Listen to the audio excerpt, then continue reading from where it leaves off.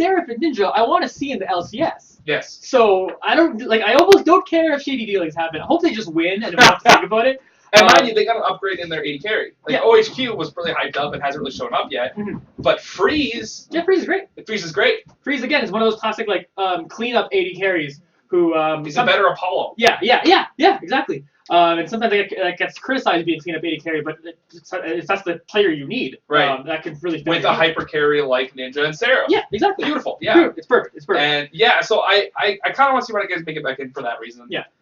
And I think they will. What about Crumbs?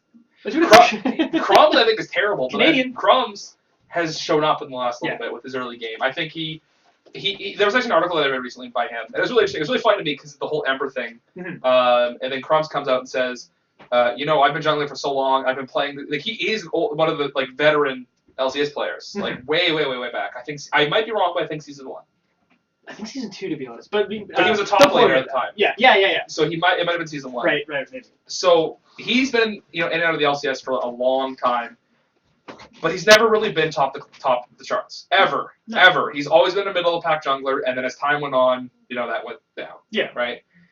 And he talked about how recently he's been looking at his personal life and his personal his own thoughts on what practice is, on what determination is, on focus, things like that, and that's what's been improving his play more than actual looking at the game. Yeah, and mind you, I can see that because you think mechanically he's not that great, strategically he's okay, but obviously there's something that's stopping him from getting better. Well, it's I don't know if you listen to the League Community Podcast at all, but No. Skara was on an episode a while back, which was really interesting. Because Skara and oh my gosh, Crumbs.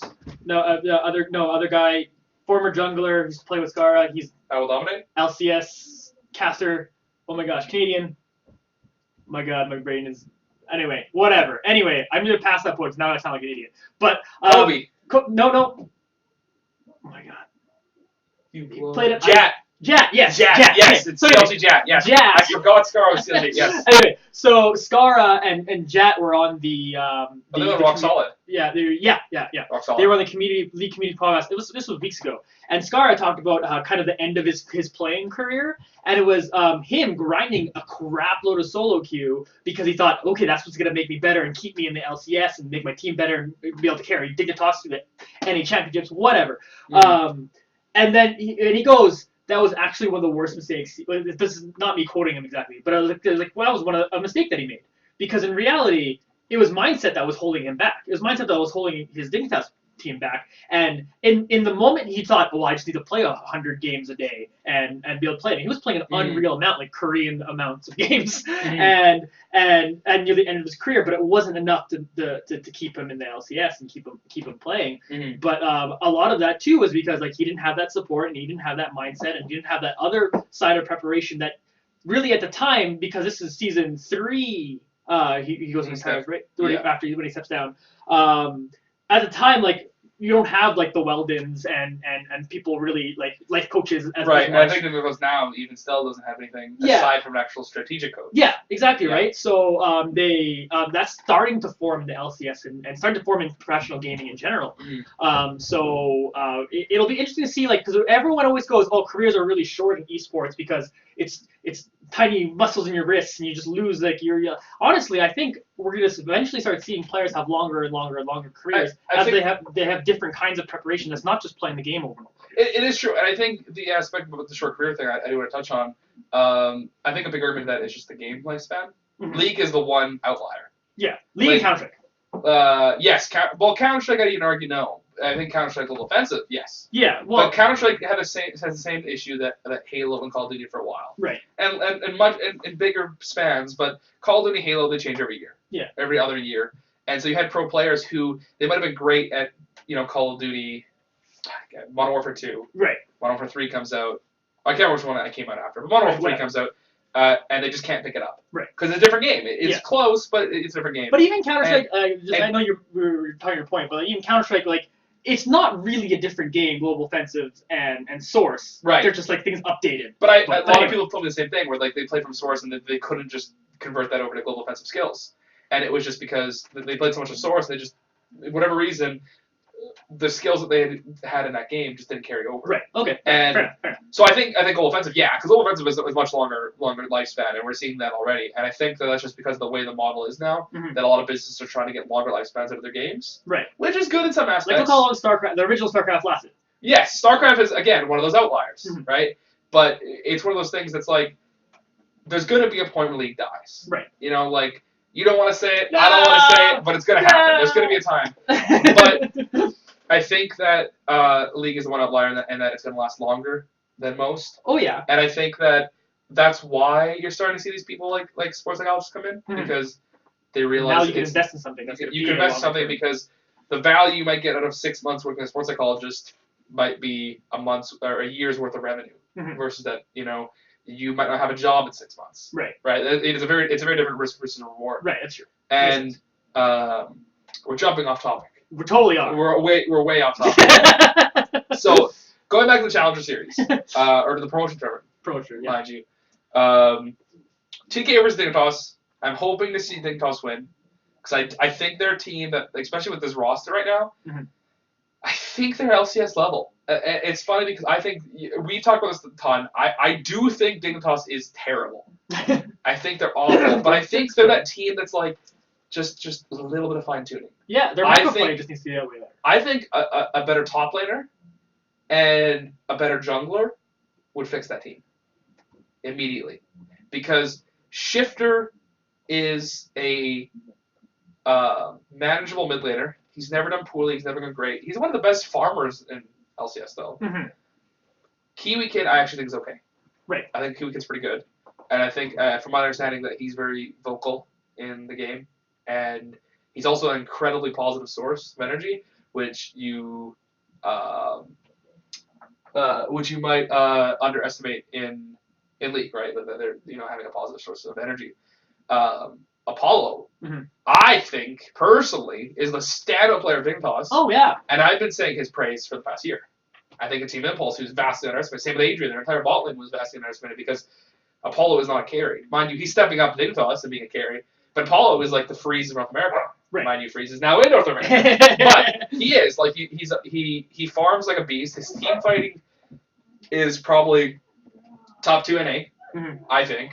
And I think that he pulls out consistent damage. So what you need at a Dignitas is a good jungler and a good top laner, And the Billy Boss situation, I think Billy Boss is terrible, and they had to replace. They bring up him halfway in. Right. And I think Kyra is okay. What I think this team needs, and like it's really easy to say this from the outside looking in. It's high. It's high, yeah. They need a shot caller, because they're so, like, again, we talked about these games that they had leads, and they just don't know what to do with it. Right. And shot calling is more than just saying, okay, go do this. Like, it really is way more than that. But because there's a lot of steps that lead to, okay, do this. There was like, we needed a ward here, and we needed to make sure this lane was pushing properly, or whatever that situation calls for. So you need someone that can say, hey, we need to be able to do A, B, and C, and then, okay, let's do this. Right. Because right now, what it seems like, and again, I'm not in the comm, so I don't really know, what it seems like is Dignitas just reacts to that active situation where they are in that exact moment, and aren't really planning that, okay, we need to push this, and then this B needs to set up this, and then C needs to set up that. So it seems like that's what this team, if that team had this, because they have the mechanical skill, they do. They'd be able to step it up. I will disagree a little bit. I think that they're not so much proactive. They're not so active as TSM. Right. I say, and mind TSM is really short over the past 2 weeks. But I think that their play style is very, very passive. It's elements of last season play, because they get ahead, they get a lead, and then they say, we can only take this a little bit at a time. They're not willing to take risks. You rarely see them dive, and they don't take aggressive plays. They only take passive plays, and they might be mistaken as an act of like responding to what your opponent does. Right. Which I can see that. But my train of thought is that it's not so much that, it's more like they're willing to take the team fights if need be for objectives. And we see that a lot. Dignitas is a team that's very objective focused. But when it comes down to taking towers and taking the game, they're very slow on the draw. Yeah. They're very much like, okay, we took a kill, let's take 1 tower, let's not overstay our welcome, let's go back, let's go B, let's go buy some stuff, we'll come back. and then we'll work on that top tower, because that top tower is the next thing. Mm-hmm. And that's like a solo queue mentality almost, like a good solo queue mentality. Where it's like, well, we'll just take it really slow. Mm-hmm. We'll take a little chunk by chunk. But every time you do that, you leave the opportunity to mess up somehow. Right. Plus, the other team has more time to come back. They have more time to come back, and you're also, every time you go in, you say, okay, there's 3 lanes, right? There's so many towers and 3 inhibitors, and every time you go in and seize them in a like a different push, because basically what they're doing is, once they go back and they say, we need to stop for a second, they basically say, we're going to reset the clock, we're going to go back to base, and now we got to reset all that vision game, we got to reset all that positioning to get into lane and to get into tower. We got to reset the minion waves so they play out. And every time they do that, it provides the enemy team an advantage somewhere, right? Or a chance to get an advantage. Right. And that's the issue more than anything, I think. I think it's not so much not reacting, it's they're reacting, but they don't know how to play more than one thing at a time. Right. Okay, that's fair. You know, and you're seeing teams now who can play 3 waves of minions. And we joked about you joked about they need high, and it's funny because Cloud9, even though they just lost in the playoffs recently, spoiler alert, we're talking about it later, but is that team one of the lowest warding teams in the LCS? But they go and just take those risks and are able to achieve those objectives that end up getting those towers and stuff. So like Cloud9 is this like very polar opposite team, and you can almost make an argument that some team players on Dignitas are individually better than some of the players on Cloud9. I would very much make an argument. Yes. Yeah. So like except for maybe like the exception of like Rush and Jensen. Yeah. Like you could probably make an argument for every other. Oh yes, I would say Apollo is an upgrade to Sneaky. Yeah. In every way, I think Kiwi Kids ahead of High, and by all means, I think mechanically they're about the same, but Kiwi Kids have a much bigger champion pool, which is huge. High, the advantage to him is that he's like the best shot caller you could possibly get. Yeah. So there's that. And I think that aside from that, you know, top lane I give the balls only because Billy Boss is awful. Right. And Balls' champion pool is actually gigantic. Yeah. And he's just the veteran who knows what's going on. So all that being said, we talk about, again, we don't know what's currently going on. We know they were losing earlier to Team Dragon Knights. So they'll be playing as best of 5. Just to catch everyone up a little bit, if you were kind of just tuning in, we're talking about the promotion tournament for the NALCS. If you don't know how that works, basically Team Dignitas and Team Dragon Knights right now are playing in a best of 5. The winner will go on to play Renegades, and then there's kind of a double elimination tournament after that. Yeah. So let's go prediction time between this Team Dignitas and Team Dragon Knights. Who do you think? Let's try to ignore that we were just saw in game 1 that Dignitas was losing. Who do you think wins in this matchup? I feel like it's going to be a 3-1 for TDK. Okay. But I'm hoping it's going to be Dignitas. I think that TDK is a stronger team because they're very aggressive. And I think even just in the few minutes I was watching with you, I saw Dignitas make a lot of like, well, let's push in mid, let's do this. And then they reset the clock. Every time you saw TDK take a dragon or something. And I think that TDK is a team that's aggressive enough that can take advantage of that. Dignitas, I want to win, but I say TDK. And mind you, this might be a good thing. Maybe we'll see a free Apollo picked up by a good team. Right. Fingers crossed on that. Never know. I probably agree with TDK winning this one. Yeah. I don't know if I would like. Probably 3-1 sounds right. It's such an arbitrary to pick game sometimes. But yeah, it does seem like Team seems like Team Dignitas. Like you're saying, maybe they just need to improve that top laner, or there's just something that needs to kind of get shaken up with this team. This is kind of that team that, like for a long time, again, going back to regular sports comparisons, is that like Calgary Flames who would just barely edge and make it into the playoffs all the time, and then just like not be good enough to do anything, and that kind of mess with them. There's no draft picks in League of Legends, right? But maybe even Team Dignitas not making it into the LCS and having to fight their way back and play in a tournament and get a winning attitude under some of these players, it might help them if they fight to try to get into the next split. I'm going to disagree with you because Dignitas is a team that has been relegated. Or not has been relegated, but has been in the relegation tournament. Right. And I agree with you in that aspect. I thought that was their kick in their ass. But it wasn't. And it's funny because I actually think this roster is the best Dignitas has ever had. Mine is going back to season 2. But right. I think this is the best roster they've ever had. I think they had a chance of being a higher tier team, especially since a lot of the teams that I thought were going to be way above the pack weren't, like TSM, right? Energy, right? I think Dignitas, with this roster, dial back the clock a little bit, had a chance to beat either of those teams and be in the playoffs right now. Mm-hmm. But you saw time and time again. I mean, if you add up all the times Dignitas found a way to throw the game, and if they even won half of those games, even half of those games, they might be in the playoffs right Yeah. now. They wouldn't be relegated, maybe in the 7th spot, right? But it's upsetting. But I think that the team needs to either completely disband, or we need to see some of those players get on better teams, especially Apollo. Shifters, it's hard to say because there's a lot of good mid laners in the LCS right now. Right. Apollo, I really like to see a new team, maybe even Kiwi Kid. Or we need to see this team make it back in and then say, okay, here's our reset because of the break between here and the summer split. Mm-hmm. Let's get ourselves a good mid laner or a good top laner. We have an import slot. Let's get ourselves a nice shiny Korean top laner. And I think that's what they need. And I do think TDK's gonna win this, which is gonna be upsetting because they won't make it. And of the other teams that we're gonna see Renegades versus the winner of this. Mm-hmm. I see Renegades winning against either team. Yeah. I think Renegades is actually a really good team right now. Yeah, because totally. of Ninja and Seraph. I think Seraph alone Yeah. I think Seraph is going to be one of the top 3 top laners in North America if they make the LCS. Mm-hmm. Yeah. And on the other side of the bracket, we have I'm trying to remember now. Impulse and Apex. That's interesting.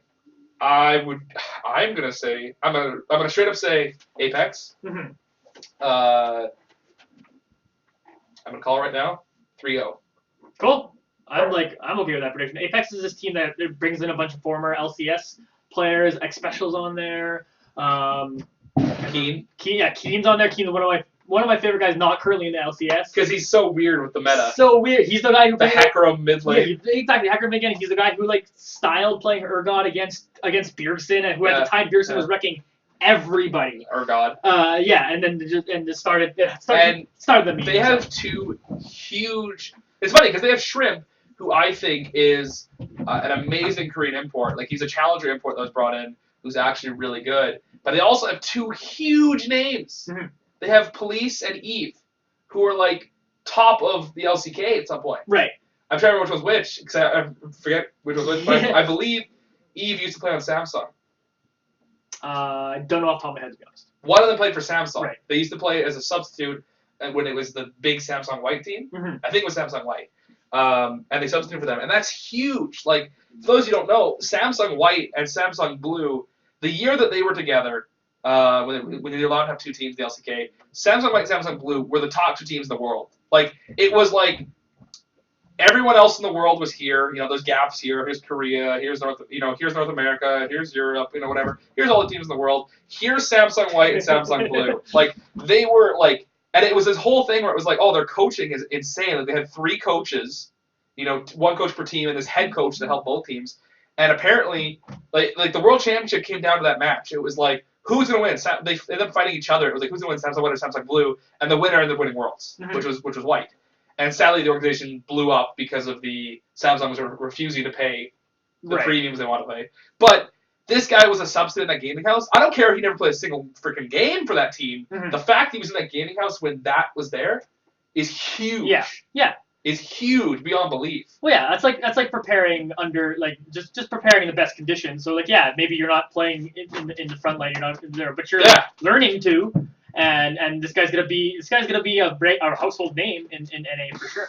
Once they're in the LCS, because we both think they have 2 chances. They have to win one best of 5 between 2 times trying it. I think they'll do it on the first try. I think they'll beat Team Impulse. I think Team Impulse is actually a surprise team this year where they did okay in the LCS, but they faltered the second half of the split. They did okay in the first half when everybody was trying to get their footing. Yeah, they had a middle thing where they were kind of surging, and I think they lost to TSM, and then kind of from there went. It's exactly what happened. I don't see Apex losing this because they're such a strong team and they have players. They have a ton of players that are used to playing the best of 5 format. We always say the challenger double teams. A lot of the disadvantage they have is that they have never played this best of 5 format in the promotion tournament.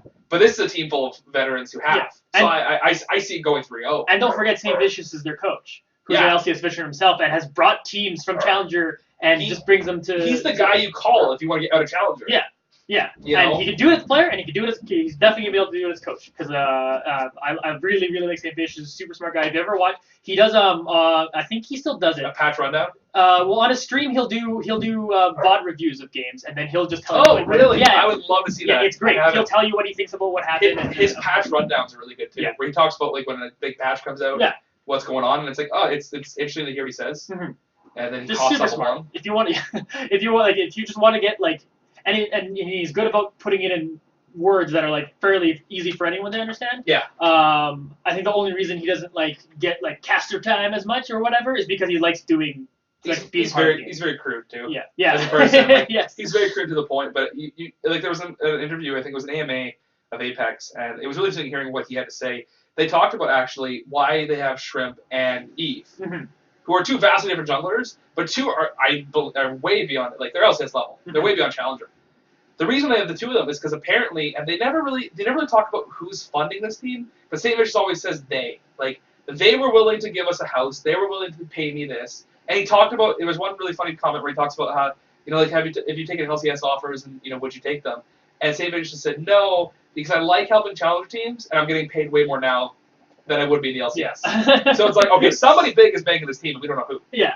But they talked about why they had Shrimp and Eve, and apparently what happened was there was going to be two teams. There was going to be Apex, which was going to have Eve on it, and there was going to be another team, I think he called it Marauders or something like that. Right. And it was going to have Shrimp on it, and it was going to be built around Shrimp. Okay. And there was going to be a secondary challenger team that would basically try for the summer split. Right. And the team fell apart immediately. They never say why, they never say who was on it, right. But the team fell apart. So what ended up happening was they were like, well, we had this contract with Shrimp still.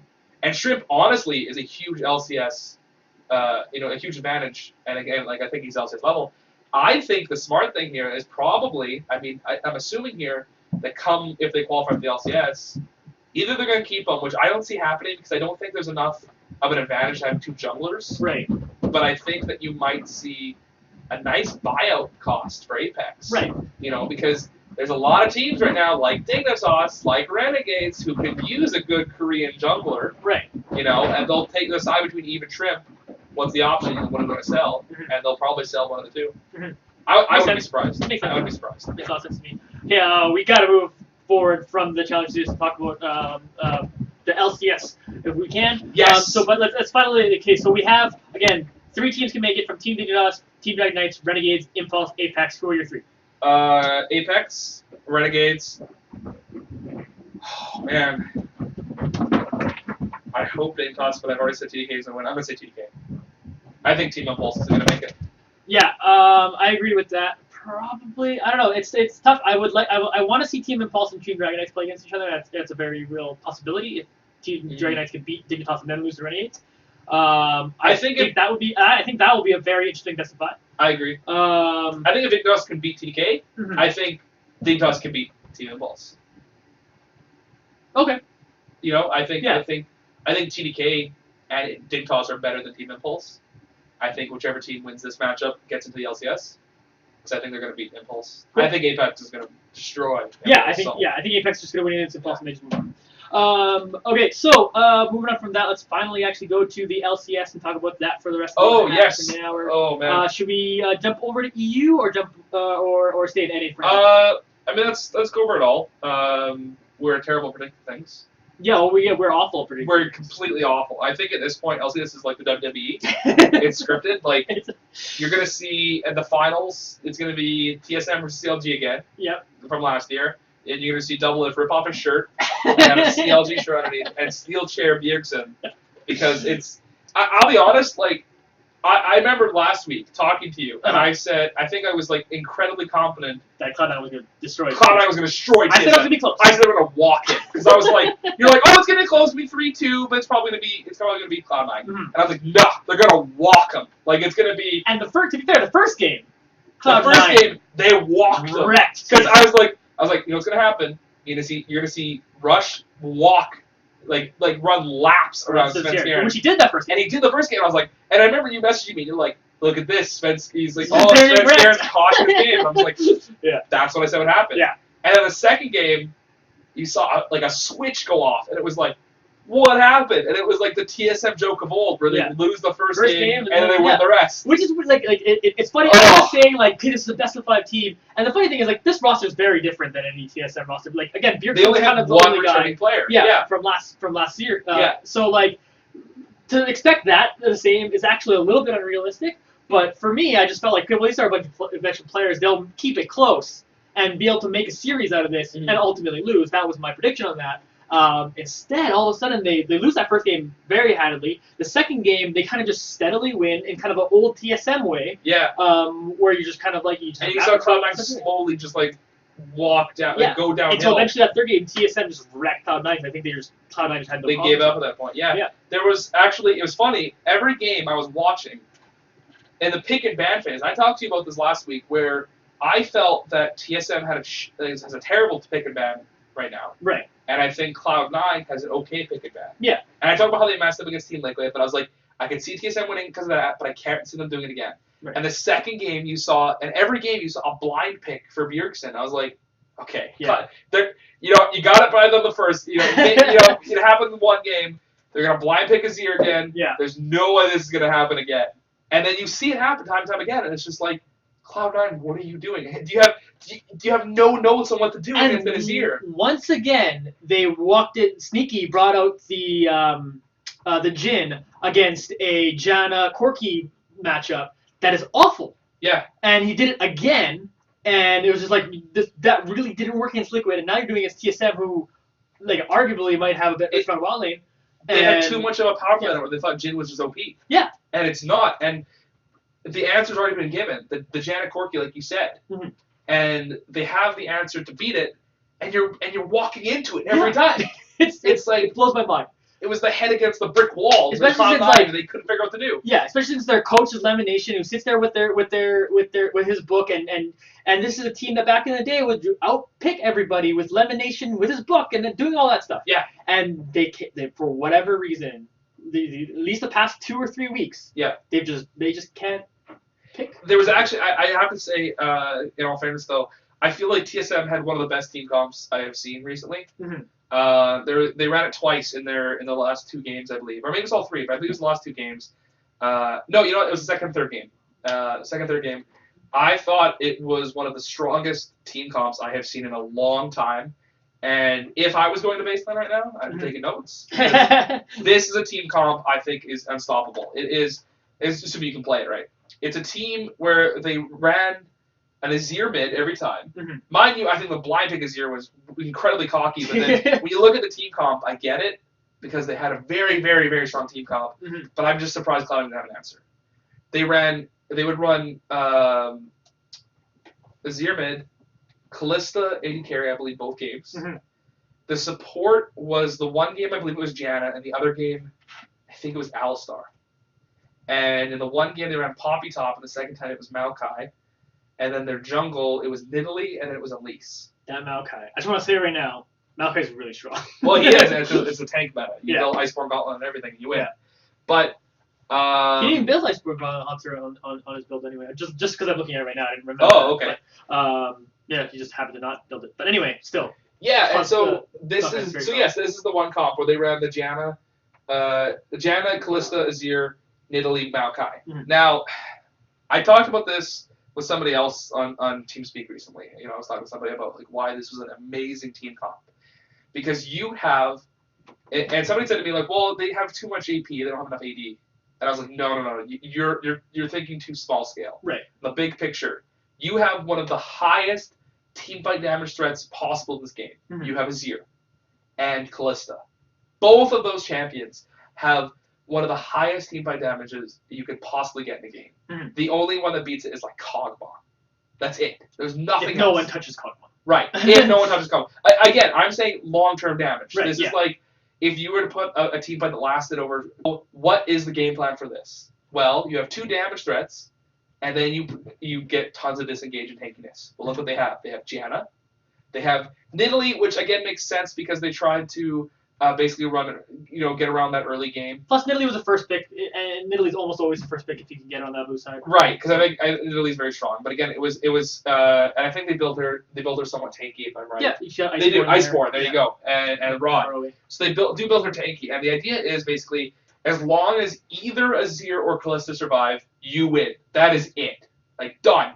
And then you have Maokai top to reduce damage. And the second game, they didn't have the Janet for disengage. They had Alistar for the engage, and then you had Poppy in the top lane, and I believe it was Elise 80 carry. Elise jungle for more peel and more pick potential. Because the truth is that Azir and Kalista, you have 0 pick potential. You only have the Kalista ult for a game, and I believe it was Elise 80 carry. Elise jungle for more peel and more pick potential. Because the truth is that Azir and Kalista, you have 0 pick potential. You only have the Kalista ult for engage, and then the one game you had the Alistar, right? That's all you had. But you have incredible disengage, and you have 2 of the biggest team fight threats possible. And I can't get beyond this because it's like the idea with the comp is as long as you don't get picked, you win. Right. If you get any sort of team fight, you win. This isn't like a wombo comp where you have to land blah blah blah blah. Right. This is like as long as because Alistar could walk. This is funny because it's a comp that literally Yellowstar could get caught and die, and it's worth it because as long as they capitalize into a team fight, the enemy team has to take time for those cooldowns that they use to kill out Yellowstar, even if it's a Q, a W, not even an ult, to kill Yellowstar, to kill Kalista or Azir. You have that 5-second cooldown gap. Right. That 5-second cooldown gap with a comp with Azir and Kalista is huge. And you saw tons of team fights. If you go back and watch the games, in almost every team fight, TSM loses a member before anybody else. They will lose maybe Kalista or the support, or I think you saw Haunter die a lot of early team fights. But it didn't matter because as long as Kalista or Azir survive, and better yet, both of them survive for at least a few seconds, you win. That is it. And I have to commend TSM so much for that. It's one of those theory crafting comps that you have to understand how to play to do it. You have to really give up stuff. Like this comp basically says, let Bjergsen double take them on your back. Yeah. But it's not like a high damage threat. You have no pick potential, but you have arguably the best team fight comp I think possible in this meta right now. So I have to commend TSM for that. For sure. And the one thing I want to bring attention to too is like a lot of attention by the casters and everybody was how Bjergsen played because he gets MVP in this series, and how Svenskeren stepped it up. He goes 11-0-8 in one game with Graves, and he had some really really great stats. That was because 317. Svenskeren, he's the one guy that can play Graves, and if they don't bet it against him, he will take it. That's the one champ he can do well. Yeah. So a lot of people comment, but I really want to comment how well Haunter played. And I know like Balls seems like a guy that maybe like this is nearish the end of his career. Like maybe he's got another split in him or something. I don't know. But at the same time, Haunter made so many plays that really enabled this team to have that team fight, because he would be kind of like the sole tank to do that. And if you're gonna have a team fight comp and you only have one tank, that tank better be tanky. So Haunter was able to make a lot of 1v1 plays on Balls and do a lot of really great things that really enabled a lot of this team. In the tank meta. Yeah. Not as a carry champ. He's doing all his tanks. Yeah. And carrying as a tank is hard, I can tell you from experience. But yeah, I agree. I think he did very well. Mind you, it sucks because that means my prediction was wrong. Yeah. It was very wrong. But it's that we were both like, if we think TSM's going to lose, but we're cheering for him. But we're cheering for him. So it worked out in that way. So moving on from that game, unless you had another point. No, I could go on about that for a while because I honestly kind of wish I could sit here for an hour and talk about the team comps. Oh, I'd love to. We have 15 minutes. And that pick advance. It was beautiful, but yeah. I'll go real quick. Energy versus Team Liquid. I thought it was going to be Team Liquid. I think I said 3-1 because I said there's a chance that you see GBM go off on a weird pick that they're not expecting. Yeah. But I said Team Liquid's pick and match are so good, I don't see it happening twice. And to be fair, GBM didn't really do anything weird.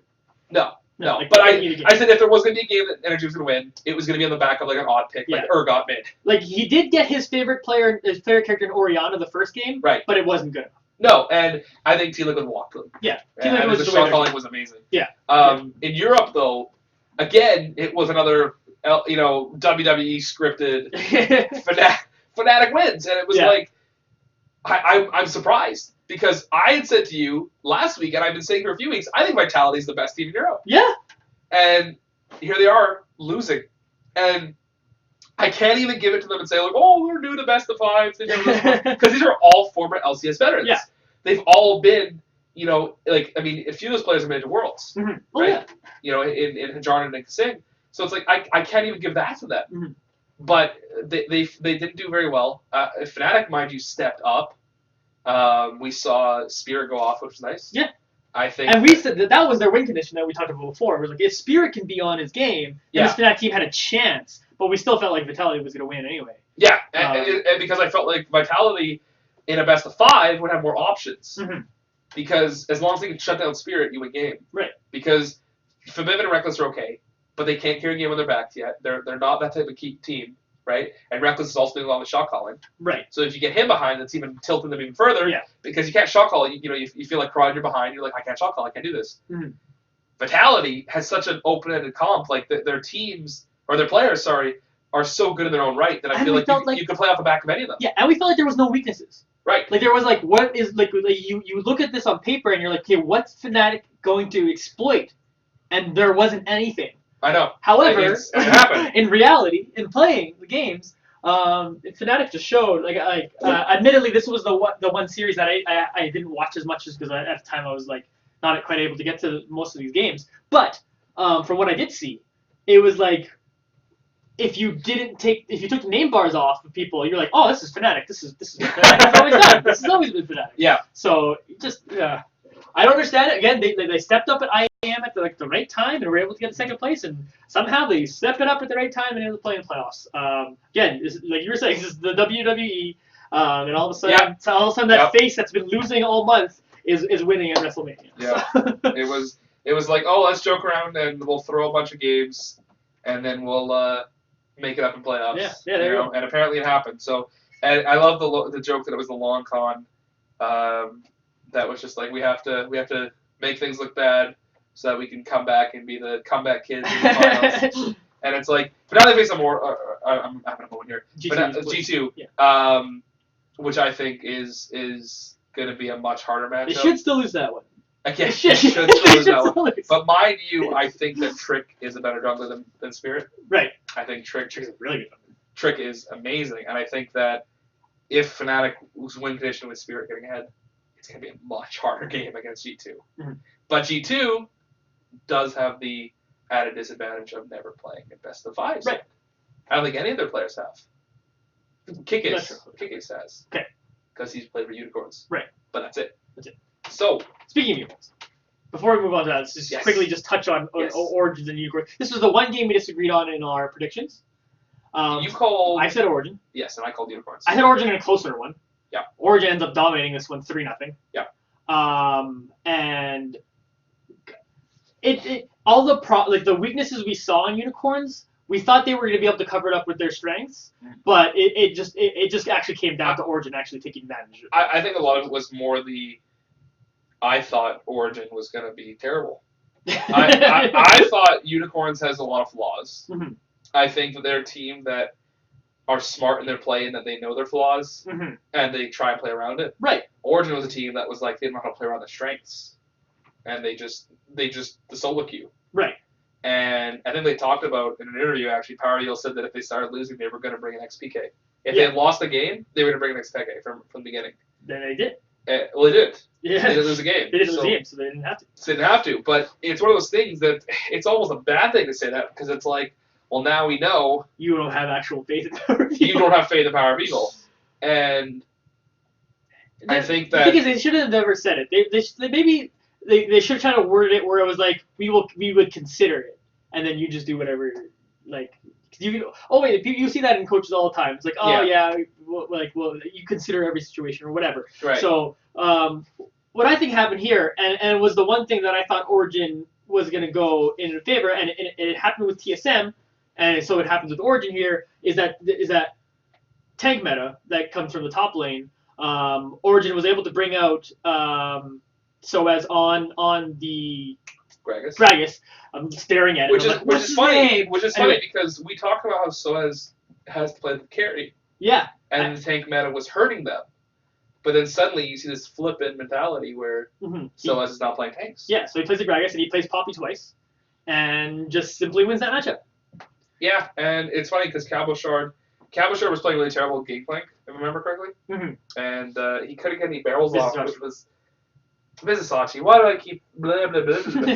Yes, Vizisachi, yes. He played Gangplank, and it was awful to watch because it was like a lot of times where it was like you saw him get like one barrel off, and because his farm was so good and his itemization was so strong that he would wipe out half of Origin in one barrel. Right.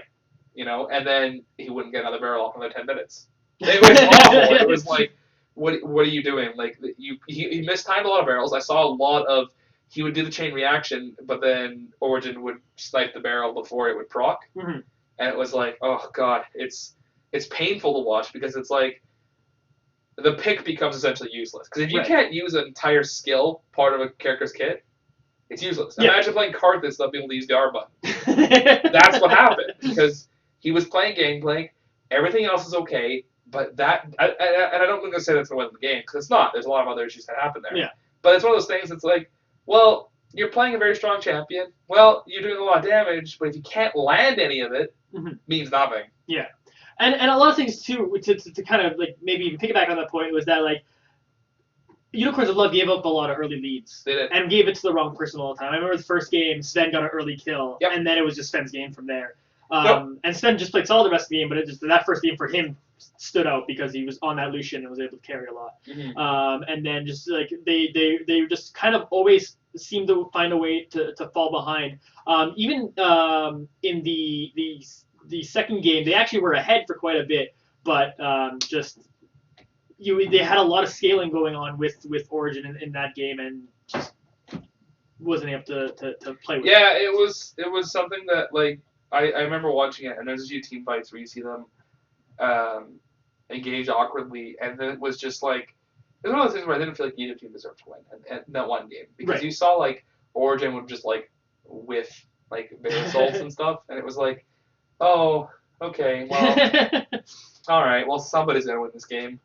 And then Origin did. Yeah. And then you're 2-0 at that point, and maybe you just have all the momentum to win the third game.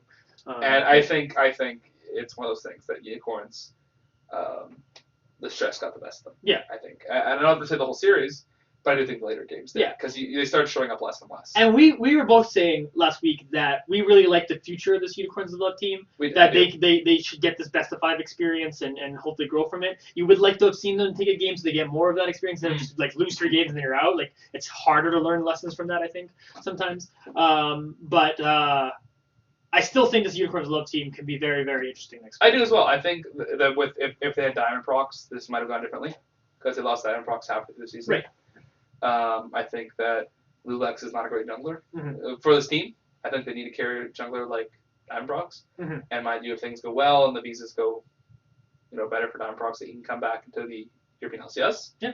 I think that Unicorns long term will be okay, and I'm really interested to see that because I think that they are a good team. I just think that they need some work and they need to get a better jungler, but that's just because of the visas. Stuff happens. Okay, so we have fairly little time to talk about the rest of. And I'll be honest, I'm falling asleep here, Johnny. I am out of it. It's been a long day. You have school all day. I have work all day. Oh man. And we come here and do this because we love. I had a test this morning. I was studying all night. Oh man. It's been a long day. School. I haven't been in school for like 2 years, so. Oh, it's fun. 3 years? It's fun life. I miss school. While we're talking, I'm thinking circuits. Thinking circuits. Yeah. Okay, so let's we'll try to quickly go a couple minutes on each of these series. So we'll go to the semifinals first in EU. Let's talk about that G2 Esports and Fnatic games you were both talking about earlier. Quickly, we can just tell me your quick thoughts and what you think is going to win out. 3-1 G2. I think G2 wins. Fnatic, I think, is proven me wrong time again. Every time I talk about them. It's funny because I talk about them as being a dark horse. And I am. Yeah. And that was mostly because the teams there I felt were terrible. I was surprised beyond belief how strong they showed up against Vitality. I still see G2 winning. Right. And I'm going to choose my thing. I'm going to say 3-2. 3-2. Right. I'm going to give it to the 5 games because I think that the Trick versus G2 matchup is the one to watch out for. I think Perks versus Febiven is very interesting to watch.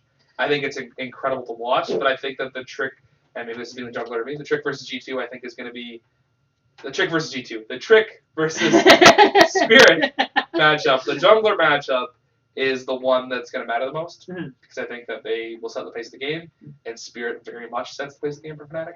So. I think the biggest difference is going to be Perks against Bevivin. I think that'll be winning. If game predictions, I don't know. 3-1, sure. We'll go with that as well for G2 Esports over Fnatic. It's tough to say because Fnatic has shown they could just randomly show up all of a sudden and be this team that we remember as Fnatic again. If you just remove name bars, suddenly they're just Fnatic again. But I do think. If I'm just a betting person, and I'm not, I would just put my money on G2. So I would say they win, and I think Perks is gonna be.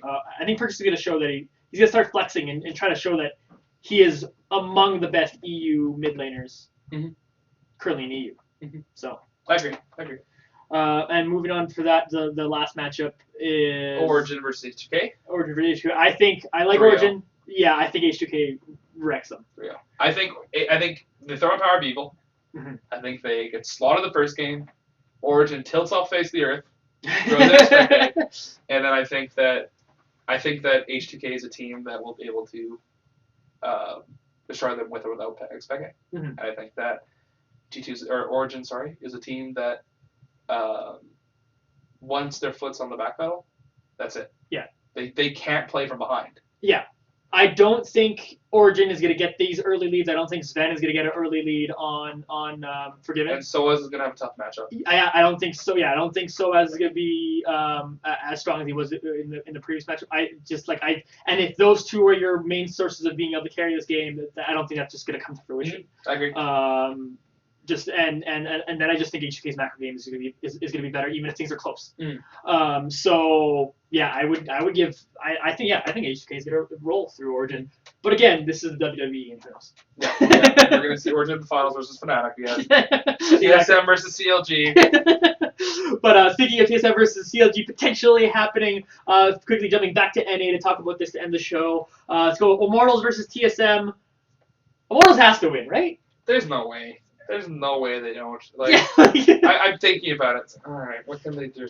Again, you have that whole TSM playing in a best of 5. Yeah, I'm hoping not. I'm sitting here because I'm gonna be wrong. This is so scripted, and it's gonna be awful. But I'm gonna give it. I think TSM would take a game. I think we could see 3-1, and that's only because I think that TSM shown up in the past week or two. I think that they have a chance. But I'm going to say it again. I think Rainover is going to walk Svenskeren. And I think Hooney is an immaculate top laner. Yeah. Top in North America by far. I think Haunser is the second best right now. Right. But I think that it's still a one-sided matchup. And I think that the only matchup that's even close is the mid lane. And I think that, the way the Immortals plays, Pull Belter is never their win condition. Yeah. Or for TSM. Here's the thing. For me, Immortals has 3 of the top 5 players in NA, and that's Huni, Rainover, and I think Wild Turtle is probably 5th. Wow. Yeah, I think Wild Turtle is really good this season. Wow. I think Wild Turtle is great, but I think Adrian is leaps ahead of Wild Turtle. Okay, we need to talk about that one one more time. I know. We need to talk about that one more time. But I'm putting Wild Turtle at that 5th spot. Okay. And I think Adrian's in the top 10. But anyway, we can talk about more later. Okay. So you say all of that. Says the 80 carry. Says the 80 carry. Yeah, that's part of it. Supports don't do anything. Yeah. As your support's watching. Hi. But I just think Immortals is wholly going to outclass them, and it's not even just the individual players. I think their macro play is super strong. You saw chinks in their armor when they've won 17 of the 18 games they could possibly win, and maybe they were not trying to show what they were doing coming up to playoffs. They clinched a million years ago. It's almost dangerous to go with a team that hasn't been playing a game that meant anything for a while, but I just think, again, if you're betting, you're just not going to bet on TSM. Yep, I agree. And I'm sorry, but obviously there's no fanism involved in that decision. I just think I wouldn't put money on it. And finally, we have CLG versus Team Liquid. I want to talk about this. Yeah, we can talk about. Okay, I know we'll go over time, and I'm sorry if everyone's like, whatever, I don't care. We're going over time. CLG versus Team Liquid. This is actually an extremely interesting matchup where both teams have shown that they look like maybe the second best team in the LCS, only short by Immortals. At some point in the season, both these teams have done that. And right now, I would argue the top 4 teams in North America are in the semifinals. Yeah. I think TSM has shown up to be top 4. Yeah. But you are right. Team Liquid and CLG have consistently shown. Team Liquid more in the second half of split. First half they didn't do great because they were in that growing pains. Yeah. But from the second half onwards, yeah, I would agree. Team Liquid and CLG are easily the top 3 underneath Immortals in North America. Yeah. And this is really interesting. Yeah. Because I think it can go either way. Mm-hmm. I think it can go either way. I already have in my head who I think is going to win. Okay. But I think this matchup can go easily either way. I am hoping for a best of 5. Like all 5 games. Because I think that this is a team that I don't see a 3-0 happening either way. No. A 3-1 is possible, but I think these are both teams that have done enough of best of 5s. Right. I feel like there's some rookies on both sides, but I feel like they both have had enough experience that I feel like we're not going to see too much tilting. I think it's going to be I think all games are going to be close, and I think that the only time you're going to see a game that is very one-sided is when they have a much stronger picker ban, which I think both teams have very good ones of. Mm-hmm. So I'm very interested for this matchup. Yeah, for sure. So I want to hear your thoughts first, because I'm curious. Cool. For me, this comes down to, if this goes to 5 games, I think CLG has an edge. And I think a lot of that comes from a lot of experience coming from Aframu and just like what CLG has kind of proven they can do. I think, though, if Team Liquid can get to a hot start and maybe steal a game, maybe steal a second game, they could win this 3-1 if they can get hot. They maybe take advantage of CLG just trying to do split pushing on a game where the Team Liquid decides to find a way to counter that, much like how CLG had trouble dealing with that being countered when they went to IEM, just trying their split push strategy. But if Liquid could take advantage of that early, if CLG comes out and is predictable early, I don't think they will be, because I think CLG wins this in that best of 5 that I'm talking about. Right. That it goes 5 games. But if CLG is predictable early, then I think Liquid could take this one if they can win some quick games. But I think I gotta believe that CLG is smart enough to not just go, we're just gonna try to split push every game. I think they went, okay, we know that didn't work at IEM eventually, and we know people are starting to kind of figure that out. And I think, and as the meta shifts to again to outplaying tank, and that kind of works against Darshan. Right. But they're a team that I think is just smart enough to adjust to it. Interesting tidbit. I was looking at this. I was pretty curious to see what it was. Their head-to-head is 1-1. Yeah. Team Liquid lost in the first half, and the second half when Team Liquid was not playing very well, and the second half Team Liquid won. And I still feel like CLG hasn't entirely adapted out of that split push. I think that they still have the weak point in the mid lane in Huhi. I think Huhi has not looked strong.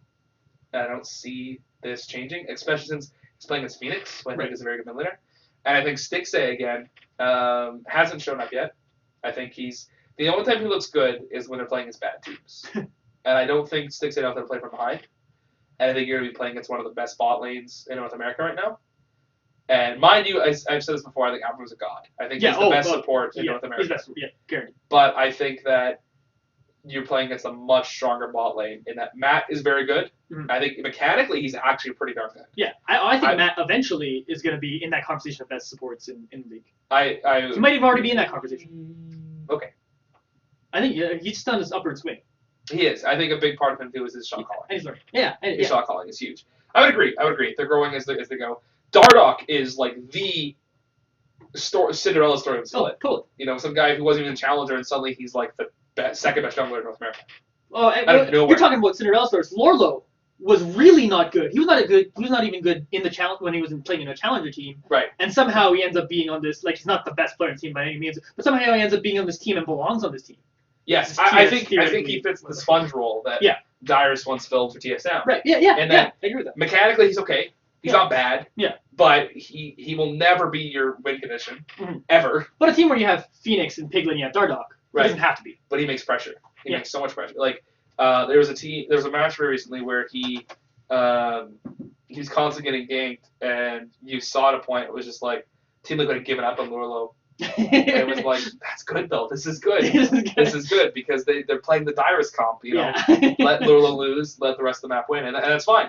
And Lurlo also, I think the one downside of Lurlo is I think Lurlo needs to work on his stress levels in the game because you can tell that he CS's poorly at times. You see some games where he just tilts off and can't CS, and it's not like a CS thing where it's like, oh, the enemy team is playing the waves perfectly. It's like Lurlo just can't last hit. And if you're in the LCS, come on. Yeah. You should be able you should be able to last hit much better than he was. And I think that's just a mentality thing. And I think that'll go with time. I think it's the jitters of being new to the LCS. Oh yeah. So I do think it's something that will change time. But I think that right now, as it stands, I give it to Team Liquid. Okay. I think that's that good. I think that CLG is too linear in their split push to win strategy. I think Team Liquid has one of the best pick and bans in North America right now. I think that they've proved me wrong time and time again. Like, I kept thinking that Cloud9 and CLG have very strong picks and bans, and I still do. I think Immortals has a very strong pick and bans. I think all these top tier teams do actually now. Right.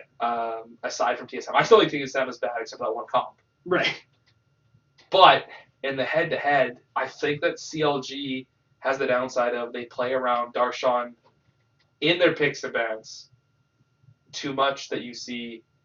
Well, we already know Smithy has a very small champion pool.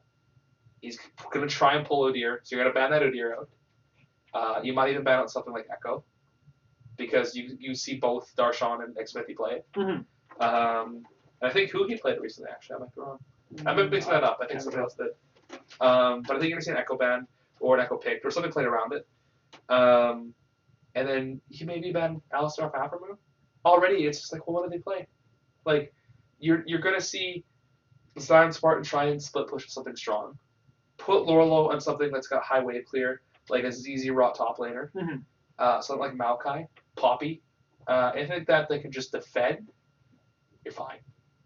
And then I think that the rest of the comp is going to be put Piglet on literally any carry.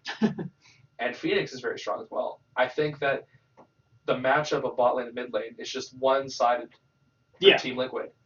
And I think that the top lane matchup is something that Team Liquid will be able to play around. Because Dardoch alone makes everyone look good. Right.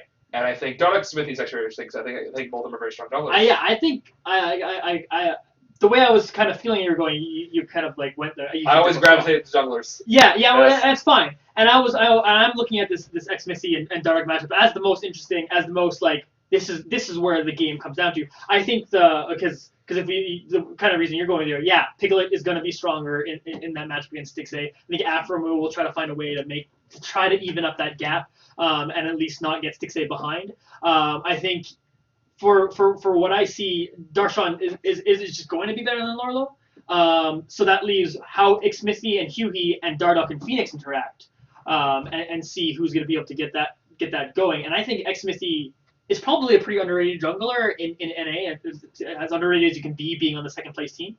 I agree. And they have blue side a bunch of times. They can if they get a good first pick on him. Maybe that Nidalee. He's gone 3-0 with so far in the split. Maybe something strong on him, a Rek'Sai or something. I think that's going to help them win those games. Right. Just being able to get him on a jungler that they need him to be on. Right. So that's kind of where I see that's potentially the difference here. I know last time I said the difference was going to be blue side was Cloud9 versus TSM and was very wrong. But I think everything is so close with this is that because again we have top lane won by CLG, we have bot lane won by Liquid, and then you have this stuff that's going on in the middle that is going to be the biggest difference here. And I'm just going to give a slight edge to Xmithie having more experience in Dardoch for now. I look at my face. We disagree. I'm good with disagreeing. Mm-hmm. That's where I feel it's going. I like Dardoch and I like Phoenix. I like this. I've been wrong so far. But I'm going to give it to Team Liquid. I'm going to Team Liquid some more. Okay, cool. I think Cool. we're going to see Team Liquid versus Immortals. Okay. That's cool. I think we're going to see Immortals versus... We're going to see TSM versus CLG. And Fnatic versus Origin again. But in reality, we're going to see TSM and CLG in the finals because everything's scripted. Yep. And we're fine. Yep. So just to quickly recap, I know we went over time, but to quickly recap where we think our picks are. Again, we talked about CLG and Liquid. We differ there. I'm picking CLG, you picking Liquid. Immortals, we both agree on. In Europe, we both agree Origin's going to lose. And we both agree that G2 is going to win. and G2. So again, our only difference is that one matchup. So Yep. that'll be the most interesting, at least between us. But I think in general, that should be the most interesting for everybody to watch. I agree.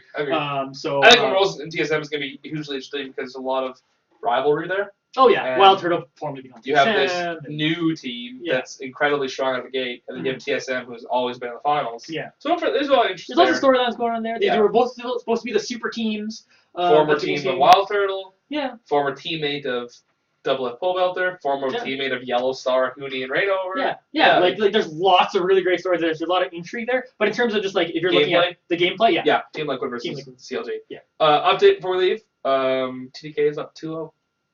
Good for them. We both said TK, right? Yeah. I hope Dignitas. But yes, I did say Yeah, we hope Dignitas and we both said TK. That's too bad. Okay, so to end off the show with the outplay of the week, what was your pick on that? What did you think was? I think the TSM comp. I talked about this a little bit. Right. I think the idea of matching Azir and Callista with 3 disengaged tanks, or 3 disengaged or tanks, was very, very strong. Mm-hmm. I think it was really ballsy to go for the Azir blind, and I think it was a wrong decision, but it paid off. Yeah. It worked because the comp itself is incredibly strong, and I would highly suggest anybody out there who's playing that base plan, take notes. It's a very, very strong team. Assuming you can play those champions. I can't play Kalista. It's a I played one game of yeah, Kalista. well, I mean, I don't see Spencer playing Azir, so good luck with that. But I don't think that could save you, Johnny. But yeah, that's what I think. I think the TSM comp. Yeah, Coming. we're gonna look like giant TSM fanboys because I'm going back to TSM as well for my outplay of the week. I'm actually gonna pick out a specific play.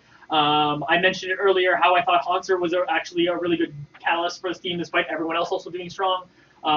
There's a specific play where he's playing on Maokai, and he flashes in on the Poppy, and it's one of those ones where it's like, oh, okay, Maokai's dead, and then all of a sudden, oh, he still had flash, and then he makes a play, and then he kills, and it's awesome. So that was in the second game, I believe it was, of the TSM games there. So go back and watch that because that was one even though it's it's a tank versus tank, like it's not like a super flashy I killed everyone play, but it was still like that play helped him get ahead so that he could be again that tank that the team needed to win those kind of team fights. Mm-hmm. So I honestly think Hanser is just like the best player on this TSM team. I agree. He's doing a very different role than Bjergsen obviously trying to carry in the mid lane. Like he's doing very different things. But I think without Hanser, this team is blind. I think there's actually another play I'll talk about real quick. Sure. I'm sorry, we're really going over time. It's fine. There was a Hanser play where he had Poppy against the enemy Gragas, and he went for the what's that move that Poppy has that stops movement abilities? Mm-hmm. Well, Gragas had dashed, he flashed over Gragas, right, and then threw it up. So not only was Rush stopped with his body slam because of the knockback, right? But he also, because he's on the other side of Gragas now, Gragas couldn't flash away. He was dead no matter what. Right. So either he could flash and still die, or it's not flash, which is what he did. But it was an interesting play because it was Hanser. He could have just done a steadfast presence and just stopped the Gragas body slam, but then Gragas would just flash. Oh no! Okay, this entire time I'm trying to remember this play, and I remember that. It was insane. Yeah, that's what it was. It was like a chess move where it's like he was 2 moves ahead because he knew if I just had my presence here, I stop him, but then we get the flash into Gragas, but he doesn't die. Right. But if I flash to the other side of him and then steadfast presence, he dies no matter what. Yeah. And that was an incredible play. One of those little things that if you didn't you would never know the chat. Yeah. I was very specifically know the champion, but I actually remember what he's talking about. One more thing. Oh my. Okay, let's go. Just because there's a question in the chat, and I want to ask it, even though Mike and Mindy asked, don't know if it fits into your cast. What's your advice on best working with your dynamic Q team when they're all acting like children? Become their dad. Yeah. I've talked to Johnny about this a little bit. when you're playing, and you're saying dynamic queue, so I'm assuming that means you have communication with the team, whether it be through voice comms or whatever. A lot of it becomes, it's really easy, and I had this the other day, and I'm actually going to call you out, Johnny. Sure. There was a game where you were playing with 3 other people. Okay. And you guys had 1 random on the team. Right. And it very quickly happened where the 4 of you, and I was spectating your game towards the end, Right. were calling out the 5th guy as the problem. Right. And you saying he was toxic, and mind you, I didn't see the chat. So right. I believe you that he was toxic. But you guys are calling out like, oh, he's going to cost us this game, he messed up here, he did that.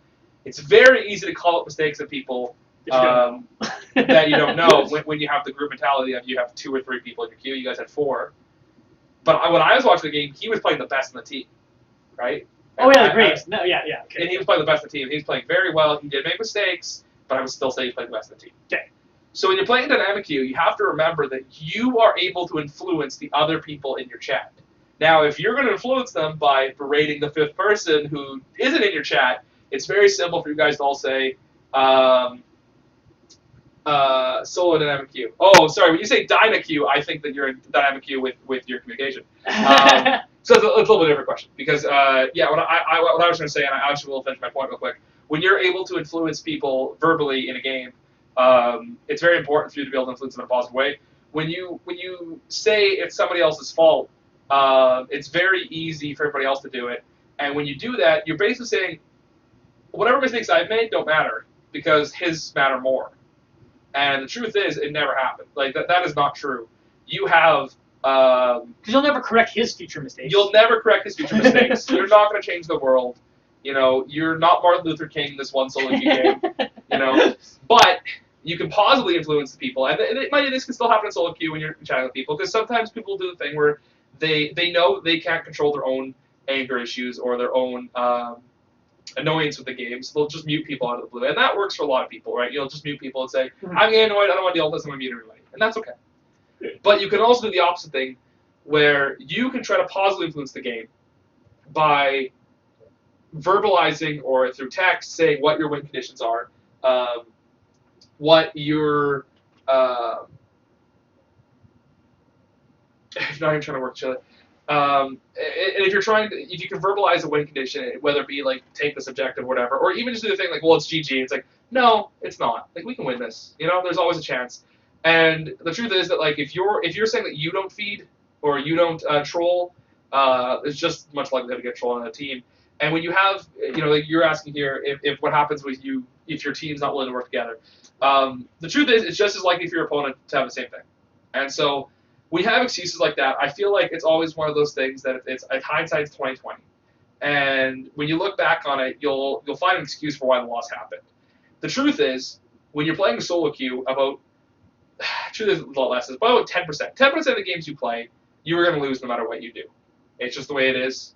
You maybe get an AFK, whatever happens. 10% of the games you play, you will always win because the opposite. The enemy team has people AFK as well, or they rage or quit or what have you, right? And then about 80% of the games are you can directly influence. Now, every little mistake you make influences the game. And if you decide that the only thing you can provide to the team and provide to the game is mechanical skill, and you're lacking in any way, shape, or form, and when I say that, I mean everyone is lacking. The only person who I could argue, I think, in the history of League of Legends who I would say doesn't have that is Faker. But you're not Faker, I'm not Faker. You're not playing perfect the entire time. You might play perfect 60% of the time, 40% of the time, and usually I would equate that to your rank, right? Like if you're platinum, you probably play good about maybe 50% of the time. But for platinum, I would say 50%. I think if you're less than plat, I think you play perfect less than that. Yeah. And I think that if you get higher up, because I think anything in higher elo, the margin for error is less, but there's still a very big margin for error in comparison. Mm-hmm. So if you're making mistakes like that, but you're going to equate to it being somebody else's problem, it's very easy to ignore the issues you make. And even then, you have to figure out not just what the issues were, but why they happened. So a lot of times it's easy for a team to say, okay, well, we lost our game because we messed up a dive. That doesn't help. You like we know you messed up a dive. We know that you lost your towers. Your nexus was destroyed. That's the outcomes. But that's the symptoms of the problem. You're not saying what the problem is. What was the problem?